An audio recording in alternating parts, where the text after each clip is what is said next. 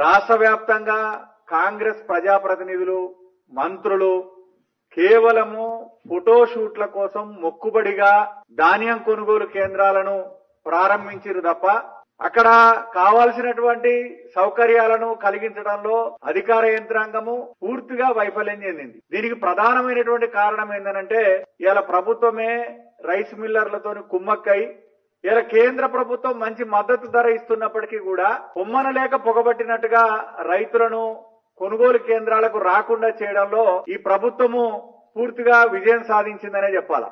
ఎంత దుర్మార్గమైన మరొక పక్కన తుమ్మల నాగేశ్వరరావు గారి ప్రకటన చూసిన రాబోయే రోజుల్లో అన్ని వ్యవసాయ ఉత్పత్తులు కేంద్రమే కొనాలని చెప్పి నేను లేఖ రాస్తానంటుండు. ఇక అన్ని వ్యవసాయ ఉత్పత్తులు కేంద్రం కొంటే నువ్వేం చేసావు, గుడిగాడితే పనులు తోముతావా? ఈ ఉత్తరాలు రాసే ముచ్చటను తుమ్మల నాగేశ్వరరావు గారు పక్కన పెట్టి వ్యవసాయ శాఖ మంత్రిగా ఈ రాష్ట్ర వ్యాప్తంగా ఎన్ని కొనుగోలు కేంద్రాలకు పోయినావు, ఎన్ని చోట్ల రైతులకు సౌకర్యాల గురించి మాట్లాడినటువంటి విషయాన్ని ఇలా తుమ్మల నాగేశ్వరరావు గారు చెప్పాలని చెప్పి నేను భారతీయ జనతా పార్టీ కిసాన్ మోర్చా రాష్ట్ర అధ్యక్షునిగా డిమాండ్ చేస్తా ఉన్నాను. ఎంత దురదృష్టం అంటే కేసీఆర్ అవలంబిస్తున్నటువంటి రైతు వ్యతిరేక విధానాల మీద విసిగిపోయినటువంటి రైతులను అనేకమైనటువంటి ఆశలు కల్పించి అనేకమైనటువంటి హామీలు ఇచ్చి రైతుల ఓట్లు గుండుగుత్తగా వేయించుకొని అధికారంలోకి వచ్చినటువంటి కాంగ్రెస్ ప్రభుత్వము అధికారంలోకి వచ్చిన తర్వాత రైతులకు ఇచ్చినటువంటి అన్ని హామీలను ఉల్లంఘించింది. ₹1,00,000 లోపు రుణమాఫీని బేషరతుగా చేస్తామని మోసం చేస్త్రీ, రైతులకు సమగ్రమైనటువంటి పంటల బీమా పథకం తీసుకొస్తామని చెప్పి మోసం చేస్త్రీ, ఇంతవరకు అమలు చేయకుండా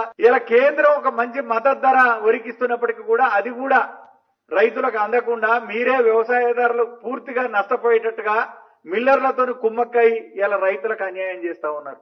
ముఖ్యమంత్రి గారు చెప్పాలా, జిల్లా కలెక్టర్లను గాని అధికార యంత్రాంగాన్ని ఎందుకు అప్రమత్తం చేయలేదు? ధాన్యం కొనుగోలు కేంద్రాలకు పోయినప్పుడు ఎంత దురవస్తుందంటే టార్పాలిన్ పట్టాలు లేవు, గన్ని బ్యాగులు లేవు, అక్కడ మ్యాన్ పవర్ లేదు, తీరా కాటా అయిపోయిన తర్వాత రైతులకు ట్రక్ షీట్ ఇవ్వడం లేదు. ఒకవేళ ట్రక్ షీట్ ఇచ్చినా గానీ మిల్లర్ దింపుకునే దగ్గర ఇంకా అదనంగా 5 కేజీలు 6 కేజీలు కోత విధిస్తే తప్ప నేను దించుకోనని చెప్పి అనధికారికంగా మిల్లర్లు రైతులను వేధిస్తా ఉన్నారు. ఎందుకు దీని మీద మీరు సమీక్ష చేయడం లేదు? ఎందుకు ఇలా రైతులకు అండగా నిలబడడం లేదు అని చెప్పి నేను భారతీయ జనతా పార్టీ కిసాన్ మోర్చా పక్షాన ఈ ప్రభుత్వాన్ని నేను డిమాండ్ చేస్తా ఉన్నాను.